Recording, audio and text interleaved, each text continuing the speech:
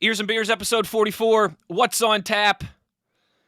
Basketball continues to spiral, as maybe we do so personally as well. But first, before we get into it, what's up, Crowley? What are we drinking?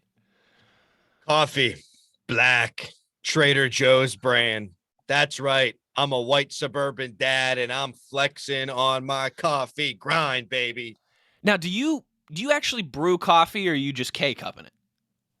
We do the brew. Aren't you I don't fancy? do K-cup because it doesn't get hot enough for me.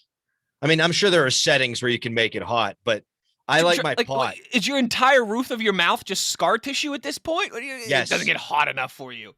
Tell you what, I'm drinking a Tim Hortons K-cup. I don't know what it is. I love Canadian beer. I love Canadian coffee. I don't know, but especially this time of year when it's 7 degrees outside. So salute.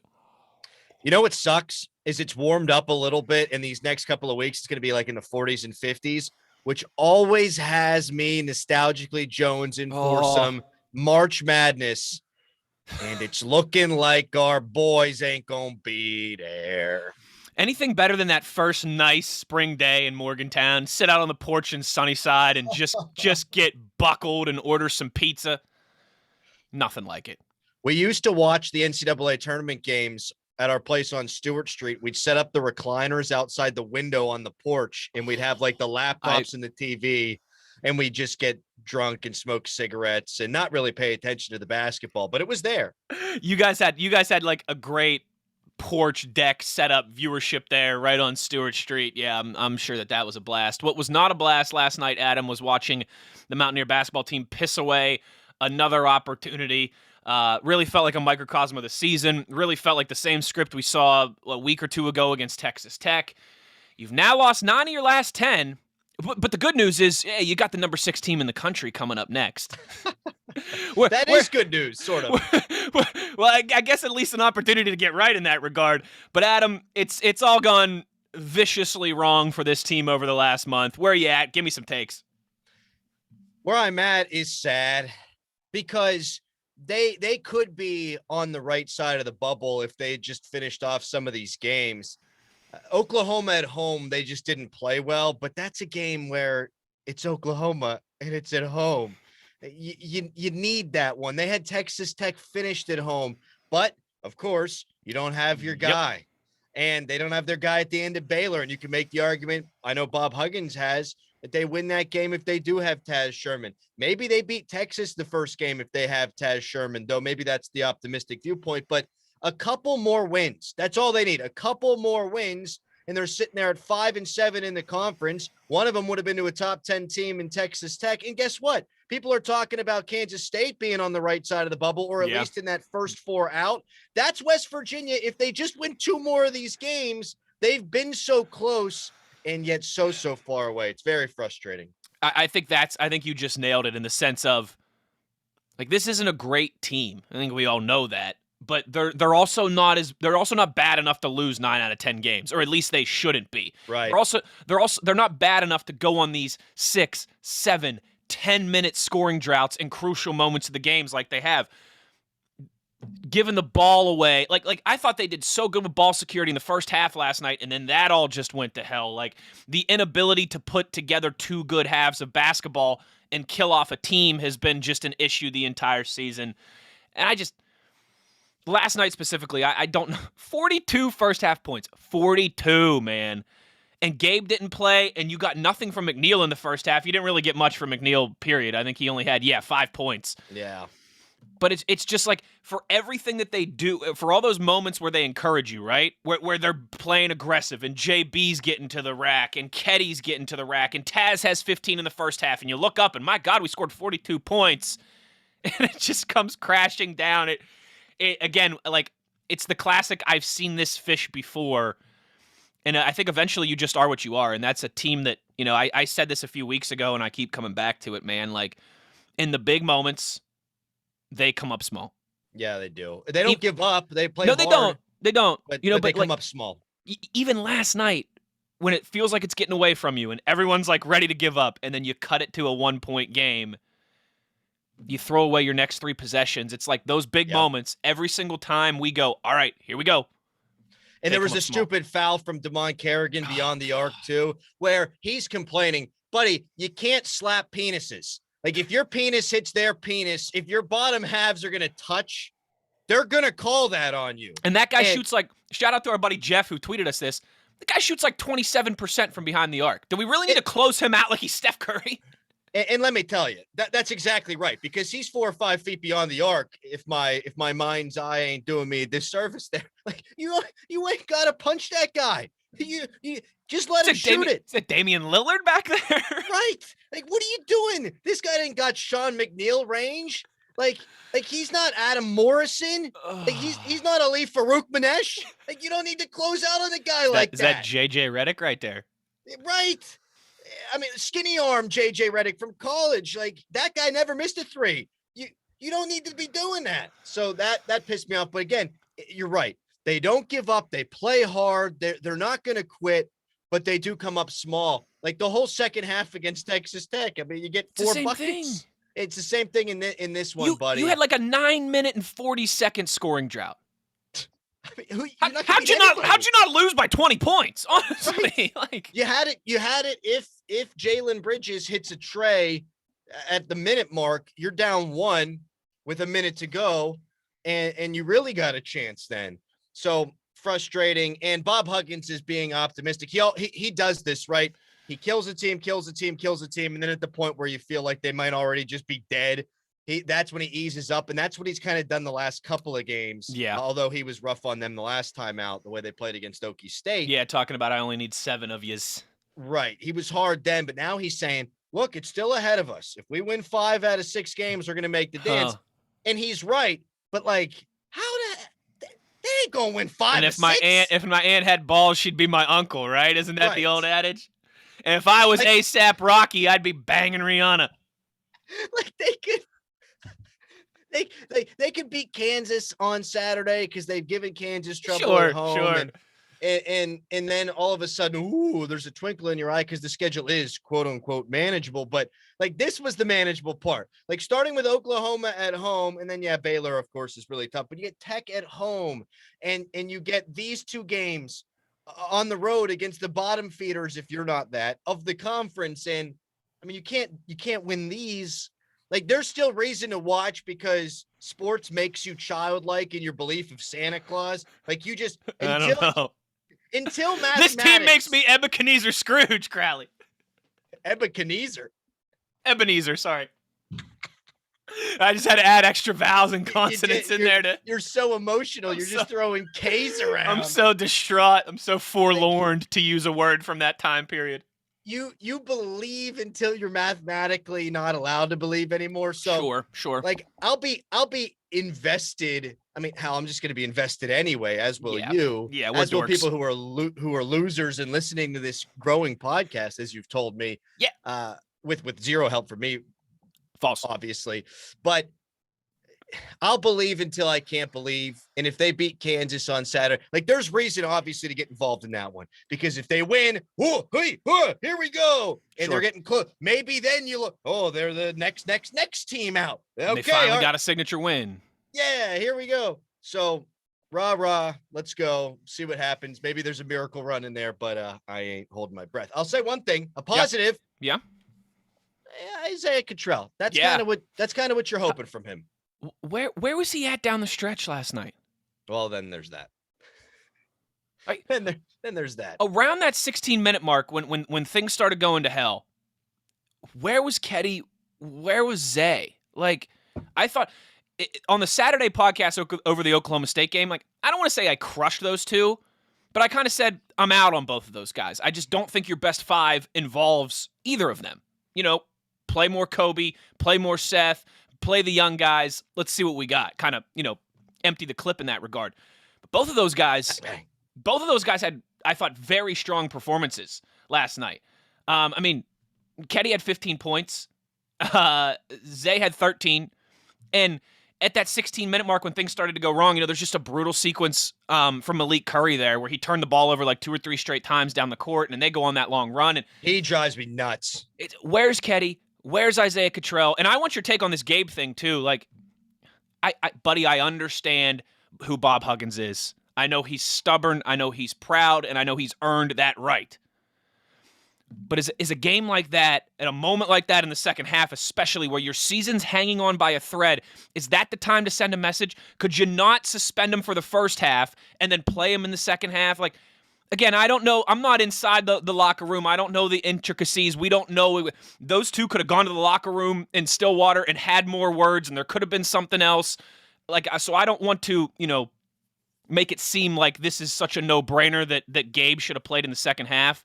But he should have played. I think he should have played. He should have played. Listen, this is a podcast. We can opine. I'm not going to crush Bob Huggins. Never will. But you can question him. You're allowed to say, absolutely. Hey, man, what are you doing? Like the second half against Texas Tech. Like you might want to dust off number 45 and see if that guy can maybe make a shot since no one else could. But like they were calling fouls last night. Obviously, they were calling fouls last night. You don't think there were 38 free throws for Kansas State or something like that? You can't bring in Gabe Osaboyan, who you know was at least going to take the ball to the rack and draw some fouls.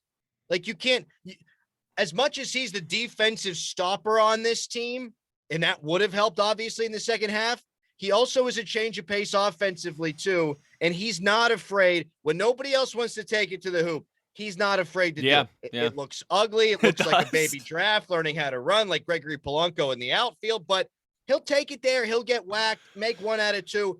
At least the ball's going through the basket then.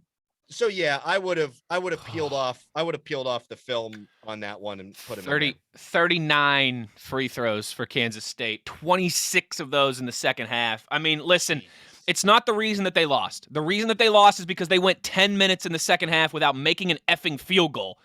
But John Higgins can go to hell. And the even up tees and stuff like that.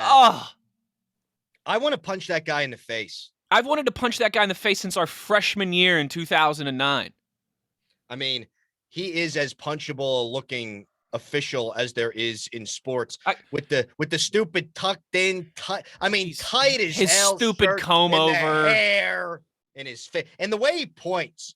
It's very effeminate. Not that there's anything wrong with. I want to drop him on his head. I do, and I'm not a violent person at all. Yeah, me either. And again, I don't think he's the reason that we lost last night. But my God, I love how the guy that watched Taz Sherman get clocked in the jaw and didn't find a need to review it or look at it at all, suddenly, we got to review if that's a flagrant foul. Get the hell out of here. And then you got the kid from Naquin from Kansas State, who Keedy Johnson, was it Keedy? Who's trying to keep him up, right? Because he fouls him. He doesn't want him falling on his mug. And this Naquin and kid, he's like, you mother bleeper. Yeah, all right, dude, next time I'll toss you. Yeah, you know what's funny is when we first joined the Big 12, Kansas State, I hated them with a passion because they had who was that, dork-ass quarterback that they had that came into Morgantown and just Colin Klein. He's their OC now. They just hired him. I hated their football team. I hated their basketball team. I thought their fan base was a bunch of big dorks on Twitter. Like from 2012 to like 15, 16, I hated Kansas State, and it felt like they always had our number there in football for those years. It's coming back a little bit. I will say this, though. There was a lot of, like, their fan base, the student section, the fans there, from the opening tip, they reacted to every single call. It looked like only the students were there, by the way. It looked like only the students were there, and good on them. They reacted, they bitched, they moaned, and they complained. Every single call that didn't go their way from Jump Street, from the opening tip. And you know what? Down the stretch, they got every single call. That's home court advantage. I'd love it if our student section, who have been quiet as church mice the entire season, would jot that one down for Saturday against Kansas. This is an oldie, but a really. They still, Huggins wanted the student section to be compact. They neutered it when they cut the thing in half. They neutered it. Yes. It was one of the best atmospheres in all of college sports because the student section went up to the friggin' ceiling. The first row started jumping, and then everyone behind them started jumping, and it went all the way to the top, dude. They killed it. They killed it in the name of some extra MAC dollars. Yeah, exactly. And I get it. I get it. It's the world we live in.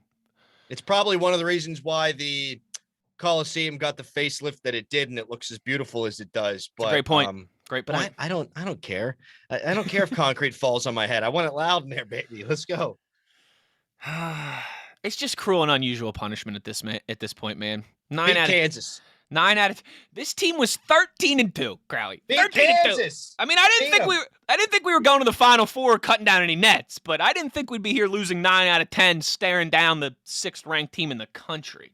Well, and it's annoying, Wes, because you can see how like they were on the bubble until last night, and they can play, I guess, their way back on. Sure, like you said, if they beat Kansas Saturday, they'd be back on most people's bubbles. They'd probably be in that first 4 out. I think they'd be on their next 4, or maybe the next four. But regardless, they'd be like in the conversation. Sure. And what do I know? I'm not Joe Lenardi, but I'm like telling, you're wrong. No, what the hell do I know? Maybe they would be next 4. But if that's the case, that up until last night they were right there, and they lost 8 out of 10 or whatever it was. Are you kidding? Like, all you need is 2 more wins. You're feeling pretty comfortable. Like, how stupid is that? And it's not like they weren't there; they were there. And it's also unlucky because Taz Sherman's, I mean, his ankles hurt. Yeah, he hasn't been right since the UAB game, and that was the week of Christmas.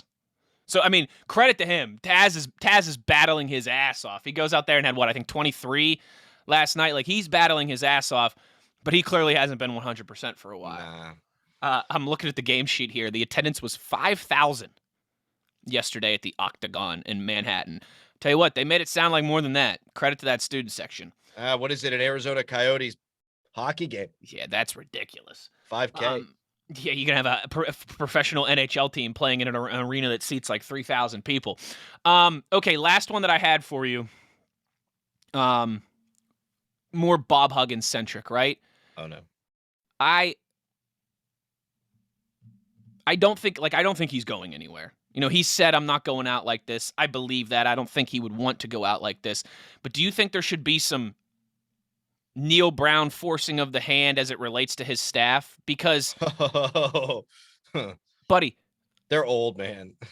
Eric Martin and Larry Harrison, again, incredibly accomplished coaches. But they've also been there since you and I were freshmen. I mean, they were part of the Final Four team. His other assistant, who is the guy who was the former head coach at Duquesne, whose name is escaping me right now, he's been there since 2016. Yep. Like, of all the coaches on the staff, they've been there all for at least, I think, of the 3 big coaches, they've been there for like 12 years, 10 years, 6 years. There hasn't been a ton of change. You know, Billy Hahn was the change 5-6 years ago, and that felt big in the moment, but not necessarily. Does there need to be some? Hey, Huggy, you're going to be a Hall of Famer. You've got 900 wins. You know more about basketball, or you've forgotten more about basketball than most of us know. But it's time to get some fresh ideas. It's time to get some 21st century thinking, and there needs to be some shuffling of the cards in the deck. Do you think that that's a realistic possibility? I do not. It should be. Ron Everhart's the name that both of us Ron forgot. Everhart, that's it. Yeah, Mr. Duquesne. Yeah, I mean, his face is plastered in my mind, but I couldn't remember his name. You used to have him on your show every week, didn't you? Yeah, we did I used to do the Duquesne coaches show with Ron Everhart, and then with the next guy whose name is now. His name is Keith Dambrot, because I used to have. No, not him. Oh, not in him. Between those two? Okay. The guy between, who wound up Jim Ferry coaching at Penn State, actually. Was coaching at Penn State. Good guy. But anyway, I digress. I don't think you're going to do anything. And the funny thing is, you can look at this 2 ways. One, I think Bob Huggins is probably closer to retirement now than he was thinking he would be entering this year, because this isn't the game he wants to coach. It can't be fun for him. No, this isn't. He doesn't like the transfer portal stuff. So that's the one thing to look at negatively. But the positive is, he did say he needs to do better in the portal. And for as not good as this team clearly is, if you hit the portal, I mean, Texas Tech wasn't supposed to be this year, right? Iowa State wasn't supposed to be this. 4 of Texas Tech's best 5 players came from the portal. Right. And they've got a chance to go to the Final Four. You can turn it around so quick.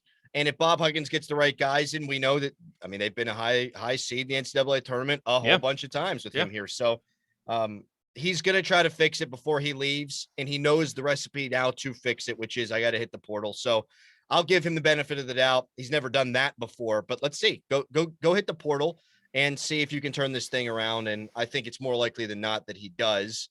It might not look as pretty, but maybe it can look like Texas Tech, where you do it with defense and older guys and a few dudes who can hit a shot. Well said. That's all I got. Before we go, your starting quarterback for football, September 1st, Thursday, backyard brawl, Heinz Field against those stinking Pitt Panthers, is going to be Nico. I'm still on that Goose. Will. They gotta win. They gotta win. Cratter. I hate Pitt fans, man. Like they're giving me junk on Twitter because about Aaron Quentin Donald beat Quentin Spain. Why do I care? Like that doesn't matter to me in the slightest. Maybe you know what happened when they were in college? Quentin Spain went 2-0 against Pitt, while Aaron Donald went 0-2 against WVU. That's what I care about. Aaron Donald went to the BBVA Compass Bowl 3 times at Pitt. Like I don't care what guys do when they hit the pros. I don't. It's a bonus. College. It's a bonus. I love seeing Javon Carter and Deuce in the NBA. You know, I love watching Bruce Irvin. I love watching Tavon. You know, like it's certainly a bonus. And if we had an Aaron Donald or a Larry Fitzgerald, right, we'd love them too. But yeah, that to me does not supersede what they did in college. And my favorite statistic, Adam, is kind of that trio of, Pitt Hall of Famers that have come out in the last 15 years. Darrelle Revis, Larry Fitzgerald, Aaron Donald. I mean, all those guys are incredible. All those guys are Hall of Famers. They were also a combined 1-6 against WVU at their time at Pitt. So eat my shorts. That's what I care about. Pitt is about to have, in the next 8-10 years, a total of 12 NFL Hall of Famers and exactly 2 double-digit win seasons in the last 40 years. It's insane. So while they brag about it, it's also sort of a cell phone. So they can eat my shorts too. I'm with you. I'm going to plug it again real quick. April 23rd. You got to put this, talk to your missus, talk to your daughter, get this on the schedule. April 23rd, Saturday, WVU spring game, 1 o'clock. Eers and Beers tailgate. We'll take the kids. It'll be a nice nice Saturday in late April. Easy in and out of the stadium, easy bathroom lines, concessions, all that stuff. And we got a spot in the blue lot. So April 23rd, everybody get that on your calendars. We'll have a little springtime shindig down there and maybe put some faces to some names and give away some Eers and Beers swag, some merch in the process, baby. And maybe we can work out some sort of autograph giveaway or something like that too. We'll work on that. You mean like someone famous's autograph giveaway? Or not ours. Not ours. Okay. For God's sakes. No way. I was gonna say somebody famous. We'll give something cool away, but I don't know what that is yet. That's right. I'm gonna DM podcast, baby. I'm gonna DM Nico and see how much for his John Hancock and his autograph. Talk to you guys at the weekend, where it'll either be an epic victory against Kansas that keeps your thin hopes alive, or we will really be singing that funeral song. He's Adam Crowley. I'm Wesley Euler. Let's go Mountaineers. Let's go drink some beers.